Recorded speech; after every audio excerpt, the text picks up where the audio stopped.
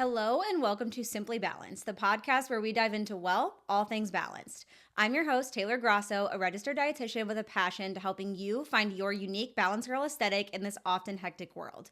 Each episode will explore different facets of living a balanced life, whether it's unraveling the latest nutrition trends, discovering mindful eating strategies, or discussing tips for a balanced lifestyle that fits your routine. Balance isn't about perfection, it's about making choices that feel right for you, nurturing your body and mind, and enjoying life's simple pleasures. So whether you're sipping your morning coffee, heading out for a walk, or winding down for the evening, I'm thrilled to have you join me. So let's dive in and talk, well, all things balanced. Hello and welcome back to another episode of Simply Balanced. As always, thank you so much for being here. This week's episode, because the holidays are very quickly approaching, we're going to be talking a little bit about intuitive eating for the holidays, gentle nutrition, and how to really handle the holidays from a more intuitive perspective. Because something that I hear from clients every single year is that the holidays are something that brings about a lot of anxiety, especially when you've struggled with your relationship with food, whether that's currently, in the past. I think the holidays just bring up a lot of things for a lot of people. So I wanted to give you some tips and tricks, and Cassidy and I, my business partner, did a free masterclass on this last week to give you a little bit of a sneak peek into some of our masterclasses that we do in Nourish Without Numbers. And we got such great feedback that I was like, I have to do a podcast on this as well, because I feel like it's just such valuable information to help you feel a little bit more equipped and a little bit more balanced rolling into the holidays. So let's talk a little bit about what intuitive eating for the holidays can really look like. Okay, so we're going to start off with a little refresher on my favorite topic to talk about. So if you follow any of my content, I'm sure you can already guess exactly what I'm going to say, which is blood sugar balance. And the reason that I want to do a little refresher on this is because truly it is the key to everything that we have ever tried to do when it comes to nutrition, but we're just talking about it in the wrong way. Like when we talk about it on the internet, when doctors are talking about it, what a lot of people are talking about is blood sugar balance. They just don't realize that they're talking about it, and they're also not necessarily talking about it in the right way. And I'll get into a little bit more about what I mean by that. So essentially what blood sugar is when you eat a carbohydrate. Now that's any form of carbohydrate. So let's think Thanksgiving carbohydrates, okay? We've got pumpkin pie. We've got sweet potato casserole. We have rolls. We have regular old mashed potatoes. There are a lot of different carbohydrate choices that we can choose from. These carbohydrates are going to break down into glucose. Any carbohydrate that you eat, it literally does not matter. In their simplest form, they are all going to break down into glucose. That does not necessarily mean that all carbohydrates are the same. However, in their simplest form, they are all glucose, which is also sugar. So all carbohydrates break down into sugar.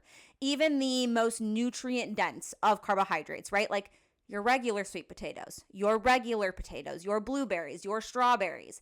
In their simplest form, they are still glucose. Also, I am so sorry. I'm going to try to talk a little bit slower than what I normally do.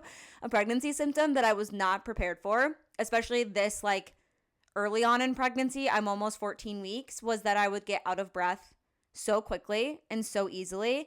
It makes podcasting and also filming videos so challenging because I'm a really fast talker.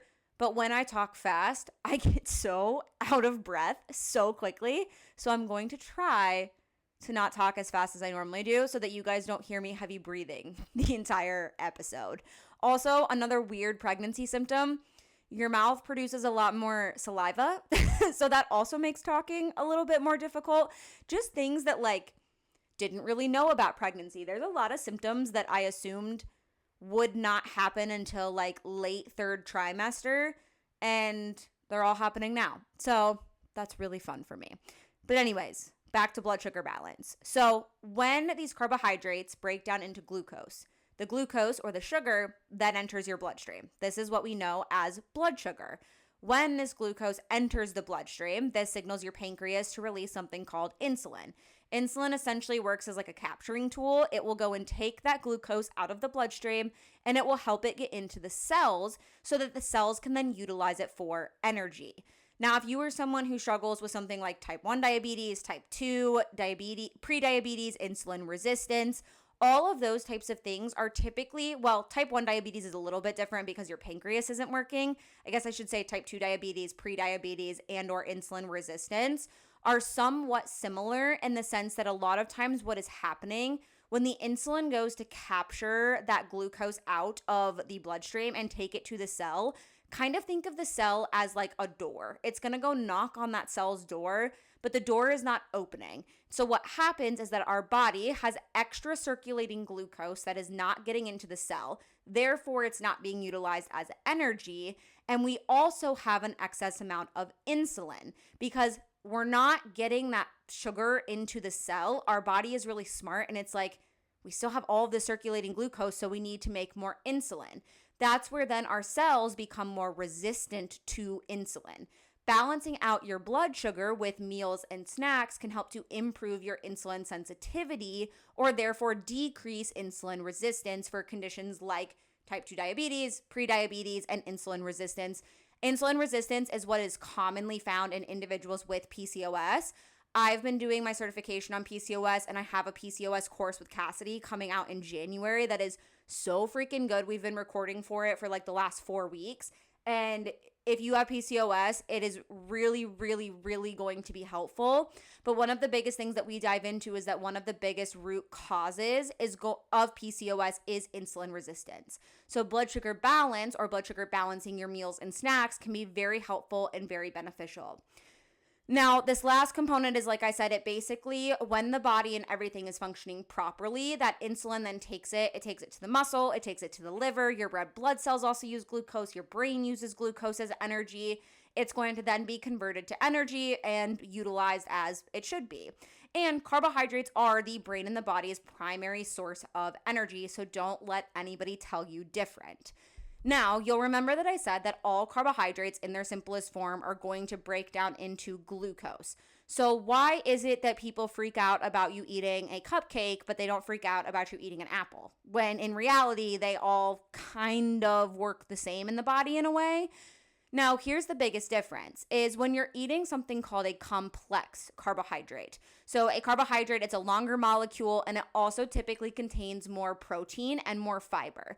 Now, fruit, not necessarily, but things like whole grains are going to contain a little bit of extra fiber. Think of something like a whole wheat piece of bread or beans, for example. Now, that fiber and that protein is more slow to digest than carbohydrates. I kind of talk about the way our body uses carbohydrates like Amazon and USPS. So our body is going to be able to utilize carbohydrates for energy like Amazon Prime. Like there are literally some Amazon Prime orders that you can do where like you place it that night at 10 p.m. and it is literally at your doorstep at 4 a.m. the next morning. Like that's really quick and that is really efficient. That is how our body utilizes carbs. Protein, fat, and fiber, on the other hand, is more like USPS. Probably going to take you 5 to 7 business days to receive a package from USPS, maybe even longer during the holiday season. That's how our body utilizes protein, fat, and fiber. It's much more slow to digest. So essentially what happens is what we want to do in order to balance out our blood sugar is pair both complex and simple carbohydrates, but especially those more simple carbohydrates that are shorter molecules and lack that protein and fiber naturally with a protein, a fat, and or a fiber. At most of our meals, we're going to try to aim for all 4. So I like to call that the power 4, carbohydrates, proteins, fats, and then colors. At our snacks, we're kind of doing that and or.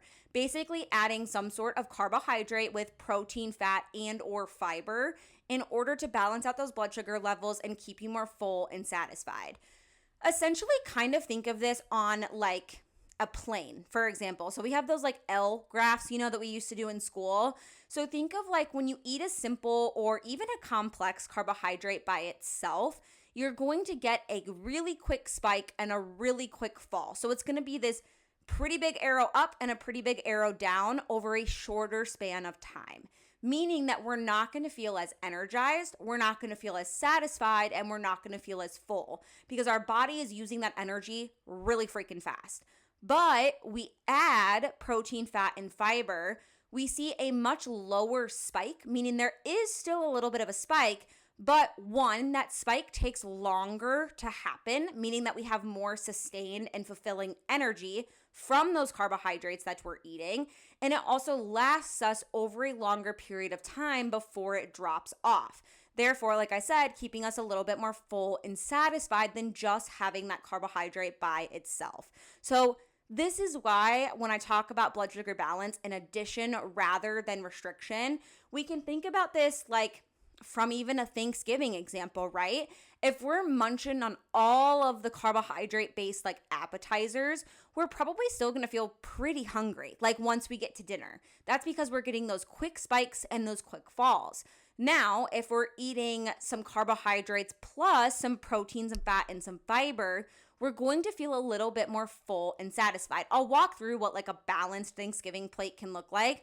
I also just want to preface this by saying that like by no means do you have to have a balanced Thanksgiving plate. Like if you want to eat what you want on Thanksgiving, eat what you want on Thanksgiving without any guilt. That is not the premise of this episode. The premise of this episode is really just to teach about blood sugar balance and how it can help you in a multitude of ways. So I will give you an example of what that plate looks like, but I also want you to try to flip the way that you think about food from the perspective of this, a balanced plate being something that's a form of dieting, right? Because a lot of the times we think of like new techniques or new strategies on fueling our body like a diet because that's how we've been taught, versus thinking about fueling our bodies with what makes us feel good while also allowing ourselves the permission to enjoy the foods that we love. That is more so how I want you to think about this strategy. Think about it from more of that positive outlook. We'll get into a little bit more of like balancing hunger and satisfaction on something like Thanksgiving too, but I think it's also just really important to think of these things as more of like the positives of how to fuel your body properly rather than thinking about it as another dieting strategy or technique. So like I mentioned, I'll walk through like what a balanced plate looks like in general and then also what a balanced plate could potentially look like on Thanksgiving. So typically when we talk about a balanced plate, we have about half of our plate being fruits and vegetables. This is going to provide micronutrition, vitamins and minerals, fiber, all sorts of really good stuff for our body. And that can be any fruit and vegetable that you like. I literally do not care as long as you like it and as long as you're going to eat it. That's what I care about. 1/4 of our plate being carbohydrates because carbohydrates are the brain and the body's primary source of energy. And then 1/4 of your plate being protein because protein is very satiating, it's very filling, and it's also really important for a variety of functions in our body: muscle development, enzyme formation, immune function. We all know that around the holidays, immune function is exceptionally important. So making sure you're focusing on getting in protein when you can at your meals and snacks is incredibly important to help keep that immune system built up.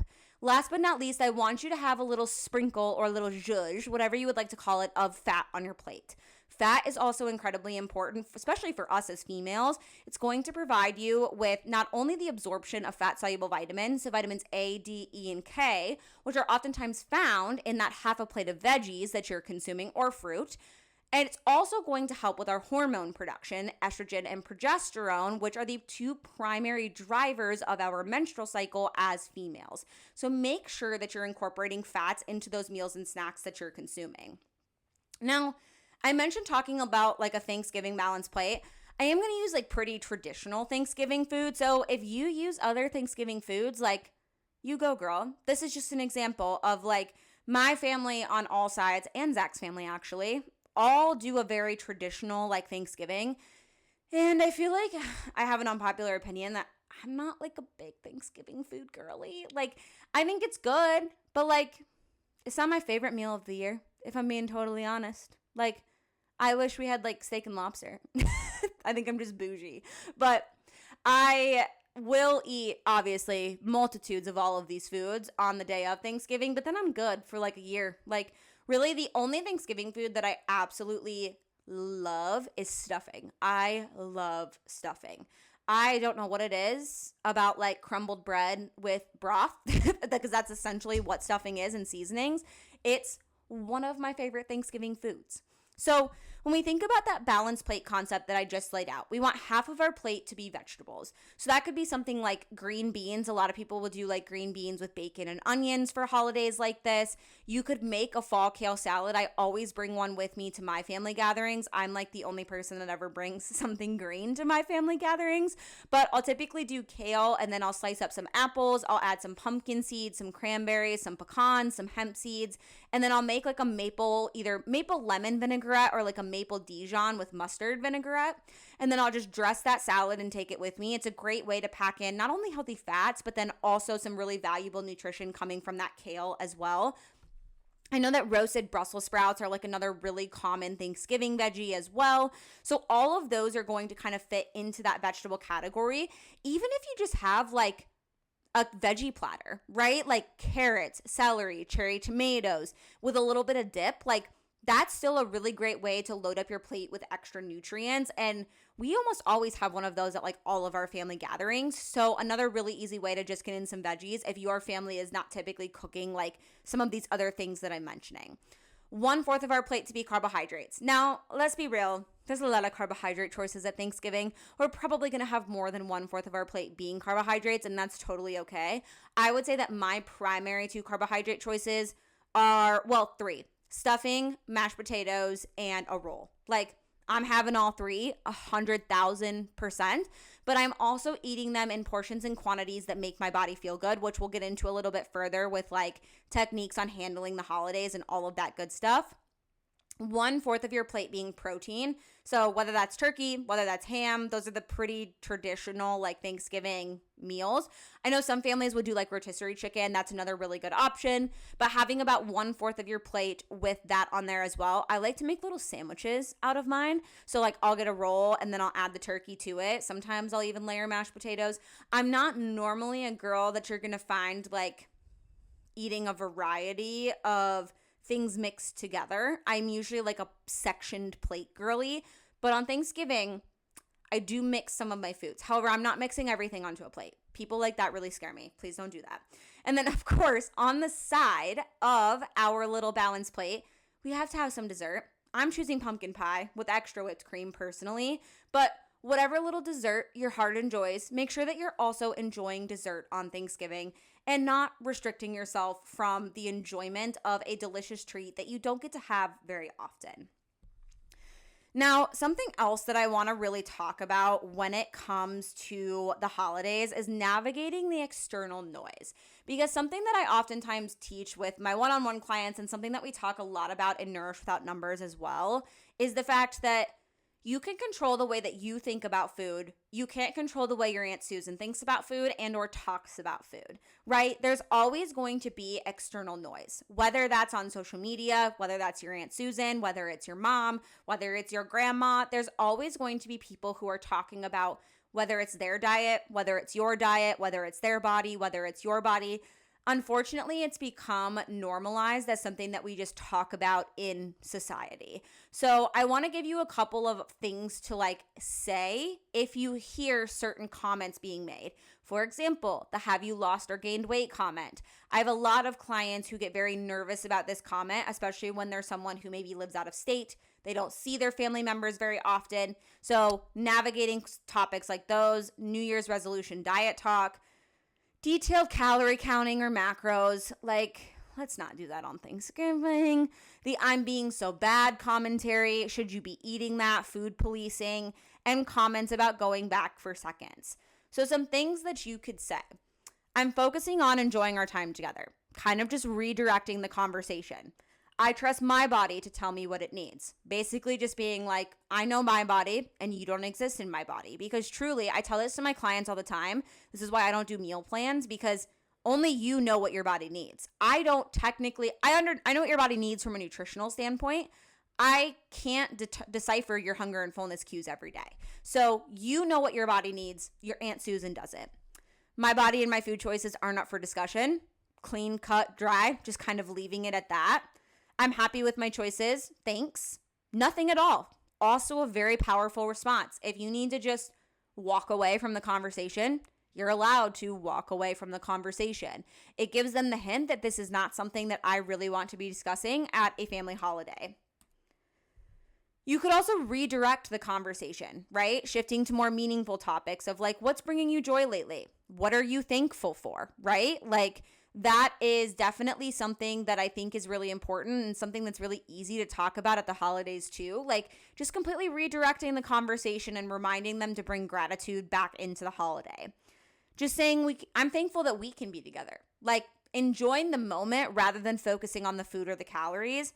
Ask about life updates. How's the new project at work going? How's their job going? How are you doing? How is your life going? Asking questions about that rather than about body image or food are always other really good ways that you can kind of navigate some of those conversations. And then last but not least, setting kind but clear boundaries, right? Because the reason that Aunt Susan is probably talking about calories, food, or body image is not because of you. It's because of the way she's thinking about herself, about her relationship with food, or about the food choices that she might be making. So a lot of the times when other people are bringing things up at holidays, it's a lot of projection about how they're feeling, but that doesn't mean that it needs to impact the relationship with food that you've been working on or that you have worked towards, the work that you have done. So it's not about never having those thoughts. It's about how you navigate these thoughts and external words and how you can kind of move forward from them rather than making it something that honestly causes us to like spiral, right? So setting those clear and kind boundaries. Once again, you can change the subject. What's bringing you gratitude? What's bringing you joy lately? Changing it to a lighter and happier topic. Setting limits. Like, if you need to set limits, you can set limits. I don't discuss food or weight during the holidays. Or be direct. Those comments don't support my well-being, and it's not something that I really want to talk about. Or if you need to, once again, if they're just not getting the hint, say nothing at all and walk away. That can also be something that can kind of help you. Now, it might be scary to set boundaries. I understand that 100%. If you're not ready for setting boundaries, some of those other techniques that I mentioned before of redirecting the conversation, I think can be really useful tools to just kind of change that subject if it feels like something that's a bit overwhelming to you. Because I mean, my family knows me well enough now to like not bring these things up in front of me. They might talk about it with each other, but they're most definitely not talking about it with me because they know exactly what I'm going to say if they bring those types of things up at the holidays. So just setting those clear and kind boundaries is also going to help to preserve your mental health into the holiday season, the rest of it, and then also into holiday seasons to come, because the hope is that obviously those boundaries kind of stick and people remember them so that they don't feel like, or you don't feel like you're going into every holiday season kind of hearing the same things. So those can be really helpful and useful tools to kind of navigate some of that external noise.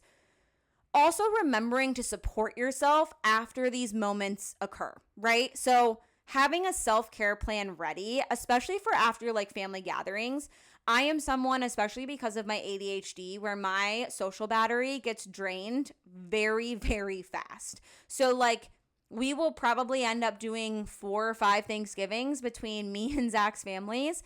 And I'm going to need an entire day of not socializing, not talking to anybody, being at my house in my pajamas, probably cleaning and resetting. And that's how I plan to take care of myself after something that's a little bit more socially draining.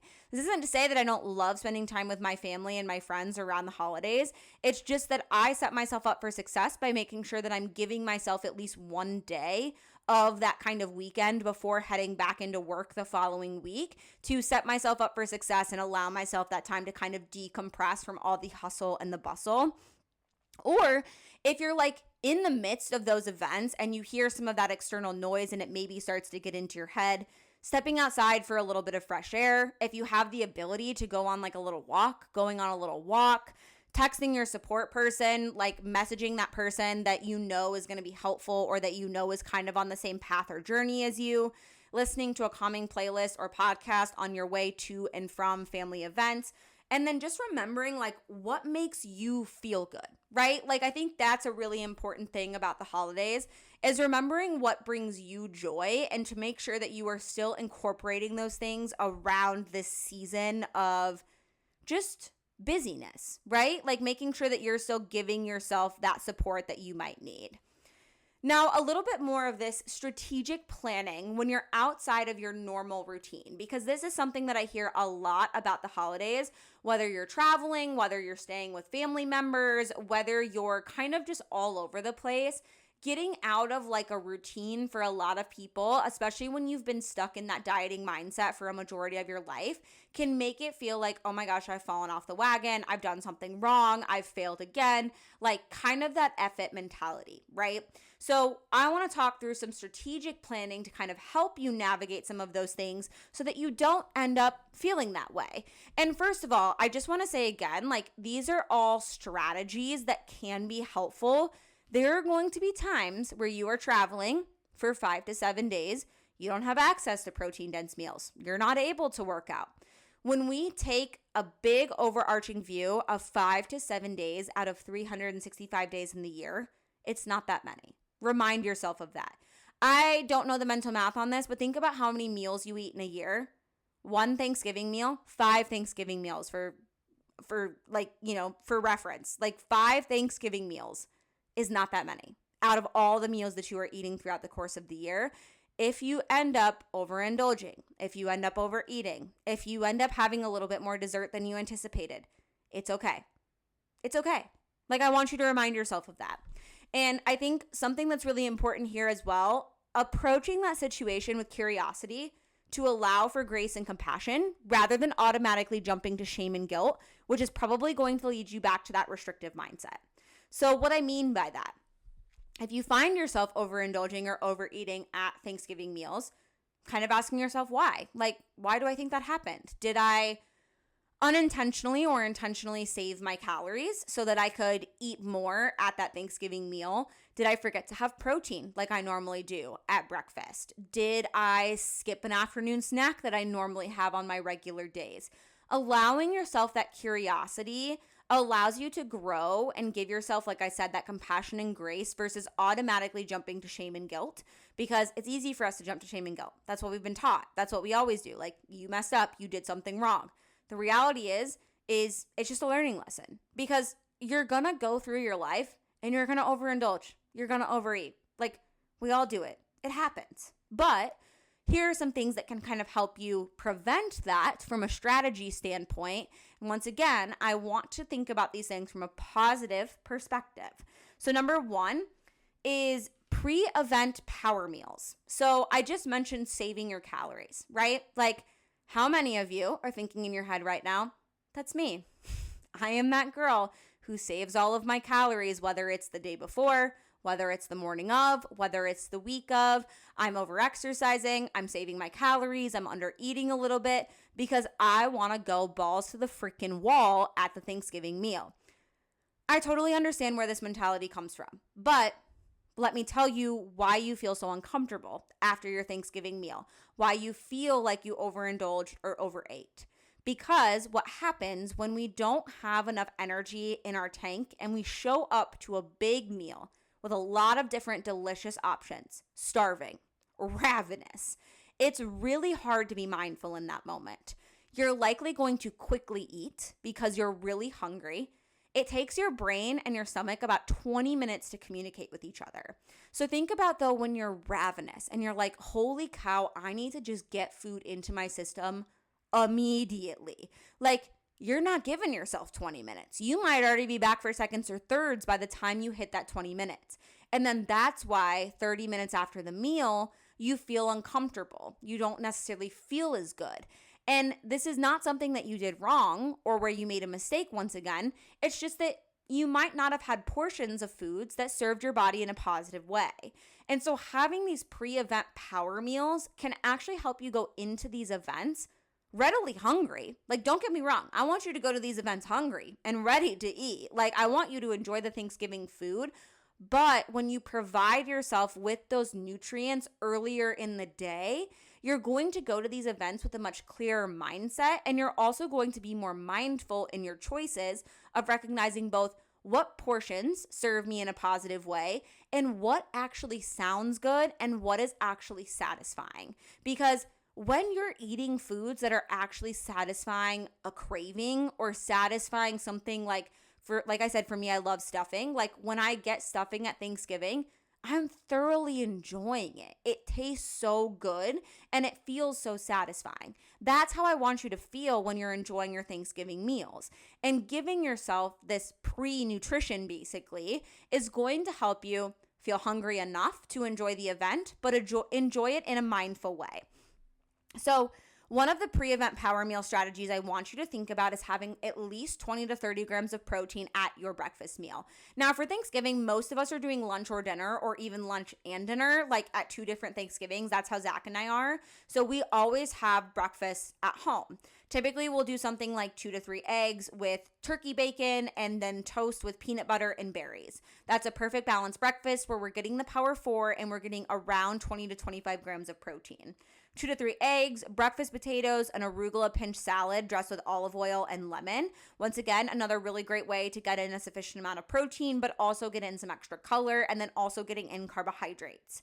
Greek yogurt parfait with berries, chia seeds, and granola or cereal. Oatmeal made with peanut butter, Greek yogurt, and frozen berries. Any of these are really great options. Also, if you do have traditional breakfast things, I know I've been talking a lot about Thanksgiving because that's like the holiday that's most pertinent and coming up the quickest right now. But I always like to share that like Zach and I make cinnamon rolls every single year for Christmas morning. Like that's become our tradition since we've been together. And instead of just making and having the cinnamon rolls where I would get that big blood sugar spike and that big blood sugar fall, I will also make some eggs on the side, some turkey bacon, and then we'll typically do some fresh berries as well. So I'm adding protein and fruit to that meal so that I feel a little bit more full and satisfied versus getting that blood sugar spike and that blood sugar fall that's going to leave me feeling a little bit hungry, a little bit fatigued, and a little bit groggy. So just trying to get that 20 to 30 grams of protein at your breakfast meal to keep you a little bit more full and satisfied. And women are also more insulin sensitive and glucose sensitive in the morning hours. So when we can get a blood sugar balancing meal early on in the day, that's going to set us up for success for the rest of the day in terms of our blood sugar balance. So breakfast really is like an incredibly important meal for us as women.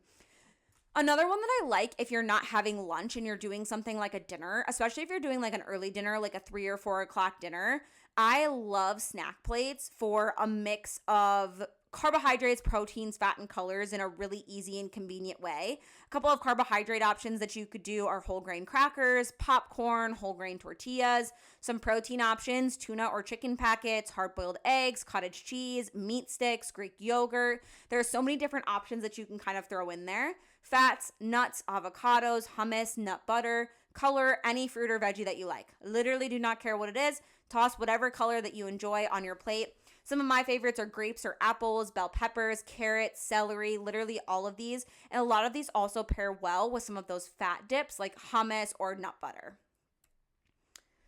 Now, I also want to think about instead of like pre-event power meals, also having snacks. I am a girly who is well known for her car snacks. I always have snacks in my purse and I always have snacks in my car. Now, I did get better at this once Zach got type 1 diabetes and we need to make sure that he always has something on hand for his blood sugar. But especially now being pregnant as well, when that pregnancy hunger hits, your girl needs to eat like immediately or this baby makes me feel so sick. So making sure that I am getting in those power pack snacks throughout my day is incredibly helpful. And especially when you're on the road, when you're on the go, having some of these more portable snacks that also don't necessarily require refrigeration can be really, really helpful. So something like an apple and a nut butter packet, pistachio or individual trail mixes are another really great option. You could pre-make your own trail mix as well if you like a certain mix of certain like seeds and nuts too. Individual tuna packets and crackers, those are really nice because they don't require any refrigeration and are packed with protein. Cheese sticks plus whole grain crackers. I know that one does require refrigeration. It just kind of depends on your situation.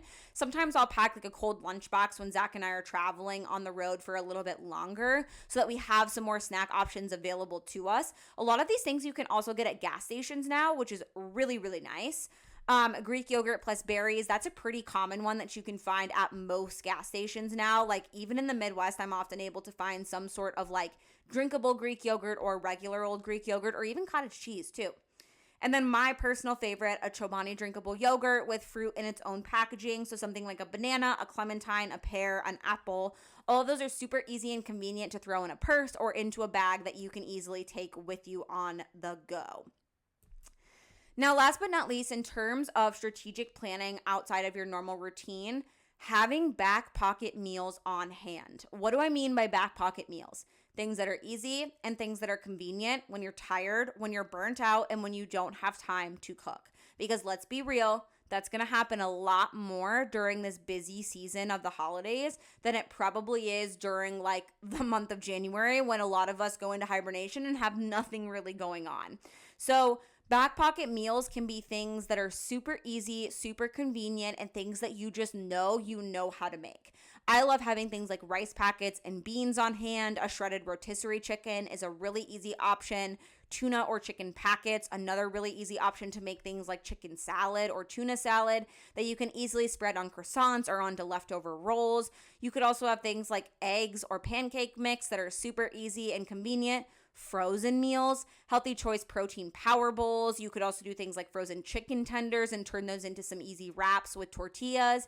Having these easy meals on hand that you know you can turn to when you're tired and you're burnt out is going to ensure that you're getting the nutrition that you need, but also making sure that you aren't feeling like you're constantly having to cook fresh meals. Because the reality is you can get plenty of nutrient-dense foods from foods that come in a package, a box, or what do I always say? A package, a box, or a bottle, I think, because a lot of people will say that none of those foods are good for you if they come in like a package or a box.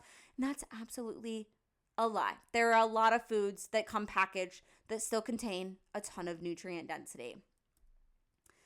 Another thing that I like to always talk about is ingredient prep or batch cooking. So something that Cassidy always says, my business partner, is opening up your fridge and being able to eat. So having ingredients on hand that you can turn into a variety of meals. So whether that's prepping like a protein source and a vegetable, something like sweet potatoes and ground beef, you can turn that into a variety of different meals throughout the course of the week, but at least you already know that you have a protein and you have one carbohydrate that is prepped and ready to go. And it makes your life just a little bit easier because you're not like, oh my God, I have to get home tonight and I have to cook the beef and I have to cook the sweet potatoes and I have to cook all of these things. Instead, you know that you already have two things prepped that only took you a couple of minutes, probably like 30 minutes on a Sunday versus like 5 hours of meal prep of prepping every single thing you're going to eat for the week, because that, my friends, is how we get burnt out. But having a couple of different ingredients prepped that you can turn into a variety of different meals is super, super helpful.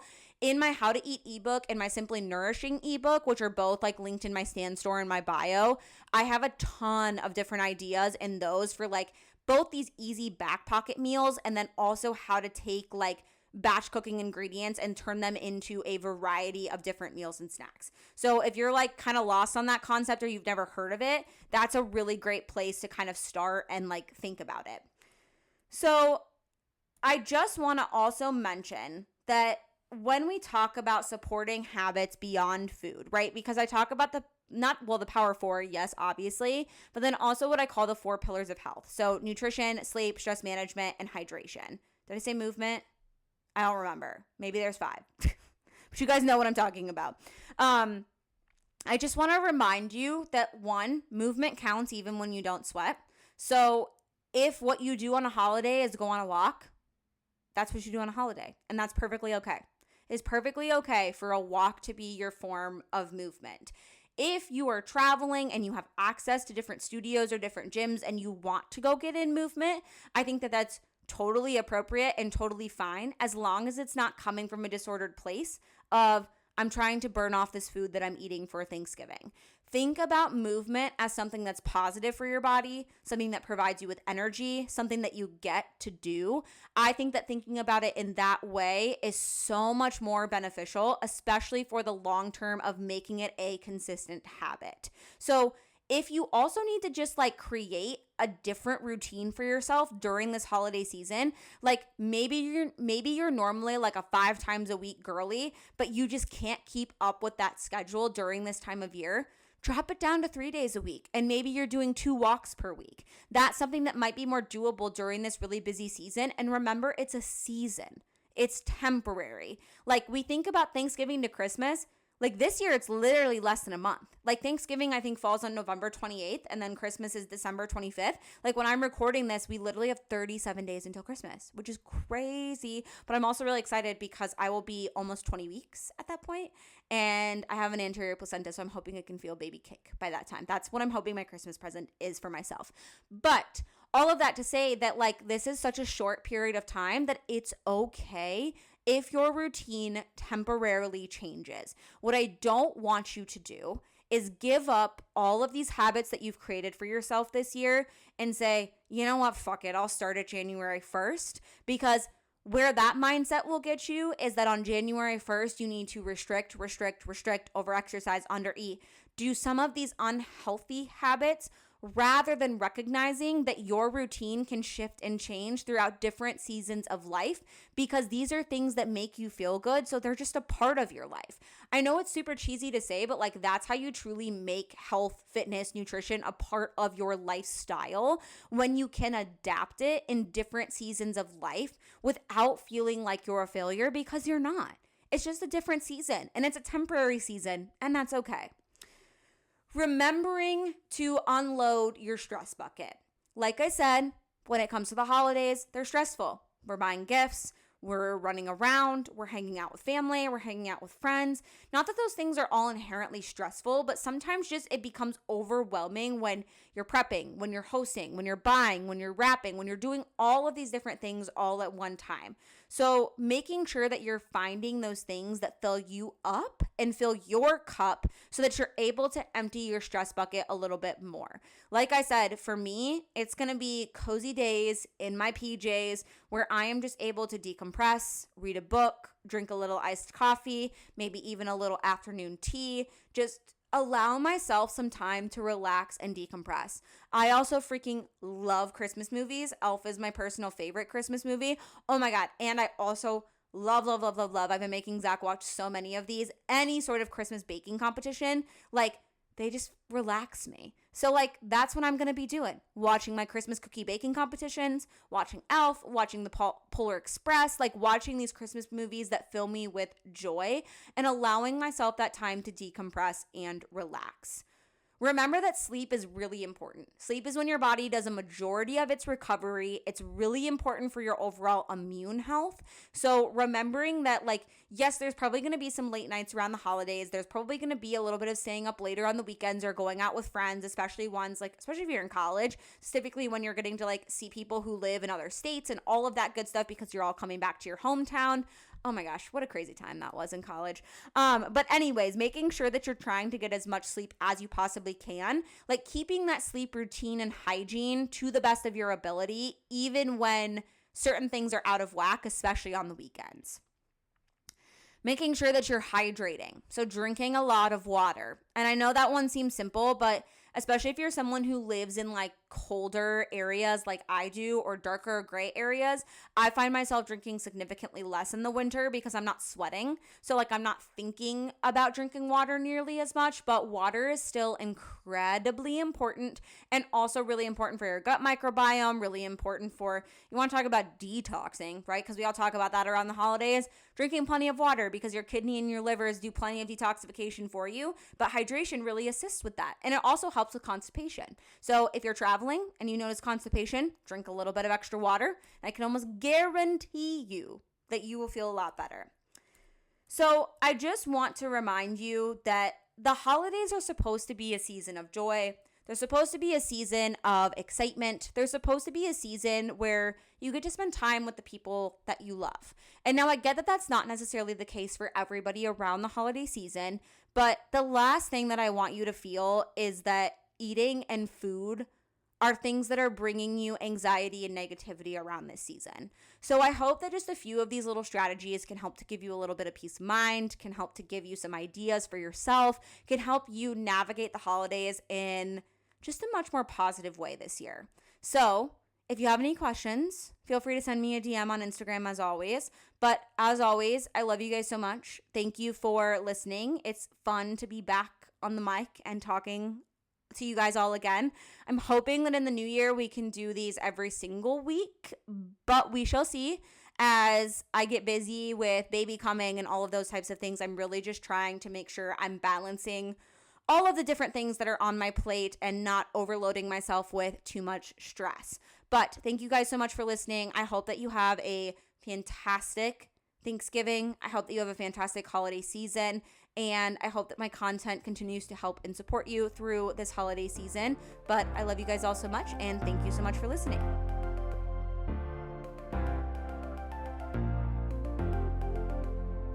And that brings us to the end of today's episode of Simply Balanced. Thank you so much for tuning in and sharing a part of your day with me. I hope you find inspiration in our discussion and feel more equipped to embrace the balanced girl aesthetic in your daily life. Remember, balance is a journey, not a destination. It's about finding what works for you in your unique way. As we part ways, I encourage you to reflect on one thing you learned today and how you can incorporate that into your life to create more balance. Don't forget to subscribe to Simply Balanced so you never miss an episode. If you enjoyed our time together, consider leaving a review or sharing the podcast with a friend. Your support means the world, and until next time, keep striving for balance, nourish your body and mind, and remember to cherish life's simple pleasures. This is Taylor Grasso signing off. Stay balanced and see you next episode.